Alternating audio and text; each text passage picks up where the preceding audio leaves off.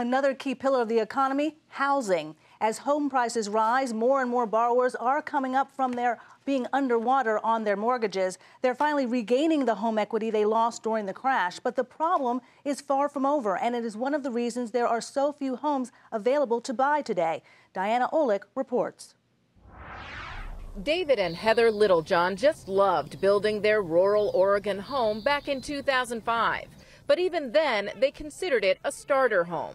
When we talked to them 2 years ago, they were deeply underwater on their mortgage, but hopeful they could dig their way out. You can shovel right there, too. Today, with their third Littlejohn knocking at the door, they are still stuck.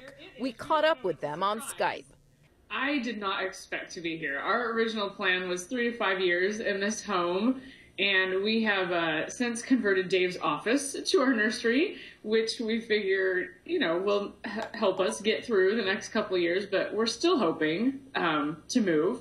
Nearly 8 million borrowers are still underwater. That's a little over 15% of homeowners with a mortgage, according to Zillow.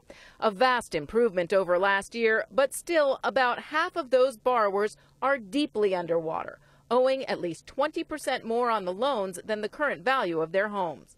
With home price gains expected to moderate, these borrowers could remain underwater for many years to come, and that throws a real wrench into the housing cycle, especially when it comes to starter homes like the Littlejohns. Those are the very homes that are attractive to first-time home buyers, and because so many homeowners are underwater in that segment of the housing stock, it makes it hard for them to sell their homes to new buyers, which then makes it hard for them to move up and supply the demand for the people in the next rung of the ladder. So there's some great bargains on upper end properties that we'd like to move into, but you still, since we really haven't developed any equity in our own situation, we're going to have to produce the equity in some other fashion. While their home has appreciated, they were so far under that coming up could take several more years. In the meantime, the Littlejohns are aggressively saving and considering paying into the mortgage in order to get out of the house. For Nightly Business Report, I'm Diana Olick in Washington.